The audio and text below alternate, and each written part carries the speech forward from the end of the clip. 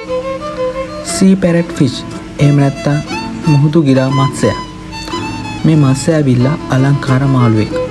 ආහාරයටද ගත හැකිය. නමුත් ඒ නැවතිය යුතුයි. ඒට සුවිශේෂ හේතුවක් පවතිනවා. අපගේ දීවර ප්‍රජාව ඒ ගැන දැනුවත් විය යුතුයි. අපගේ සාගරයේ ආහාරයට ගත හැකි නොයෙක් මසුන් වර්ග වලින් බහුලයි. අප ගිරා මත්ස්‍යයාට අබේදානය දිය යුත්තේ මන්ද? කොරල් පර ආශ්‍රිතව ජීවත් වන ගිරා මත්ස්‍යයා මල, කොරල් පර කොටස් සහ කොරල් පර වලට අහිතකර ඇල්ගී විශාල වශයෙන් ආහාරයට ගන්නවා. උන්ගේ දිනචර්යාවෙන් 90% කාලයක් ගත වන්නේ කොරල් පර ආශ්‍රිතව ආහාර ලබා ගැනීමටයි. නිවර්තන කාලාපයේ කොරල් පර බොහොමයක් අහිතකර ඇල්ගී මගින් පීඩාවට ලක් වී ඇත. මේට ප්‍රධාන හේතුව ප්‍රමාණවත් ගිරා මත්ස්‍ය ගහනයක් එම කොරල් පර ආශ්‍රිතව දක්නට නොලැබීමයි. අනෙකුත් ශාක භක්ෂක මසුන්ගේ ගිරා මත්ස්‍යයන්ගෙන් සිදුවන සේවය සිදුවන්නේ නැහැ. සියල්ලටම වඩා වැදගත් දේ තමයි ගිරා මත්ස්‍යයා සිය වසුරු ලෙස පිරිසිදු සුදු වැලි පිට කිරීම.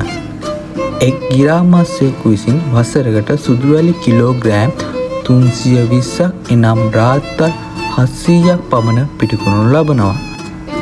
ඉතින් ඇල්ගී සහ මල කොරල් පර ආහාරගෙන පිරිසිදු වැලි පිට කරන මෙම හැඩකාරයා රැකගත යුතුමයි.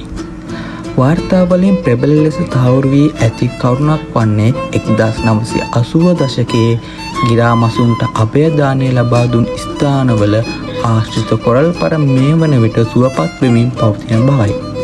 මෙය දීර්ඝන්වන සුළු තත්ත්වයක්. දීවර මිතුරනි, ඔබ දැලට බිලී කොක්කට හසු වන ගිරා මත්ස්‍යයාට අභයදානය දෙන්න. එය අනාගතයේ ගොඩනැගෙන නිරෝගීමත් කොරල් පරයක් ආශ්‍රයෙන් වඩා සරු මත්ස්‍ය අස්වැන්නක් ලබා ගැනීමට හේතු වන අනුමානයි. ඉතින් යාළුවෝ මගේ channel එක subscribe කරලා නැත්නම් දැන්ම subscribe කරන්න. ඉතින් මේ වගේ වටිනා කෙනෙක් වීඩියෝ ඉදිරියට බලා ගන්න bell icon එක click කරලා තියාගන්න. තවත් මේ වගේ වටිනා කෙනෙක් වීඩියෝ එකකින් හමු වෙමු බලාපොරොත්තුෙන් සමු ගන්නවා. සියලු දෙනාටම සුබ දවසක්.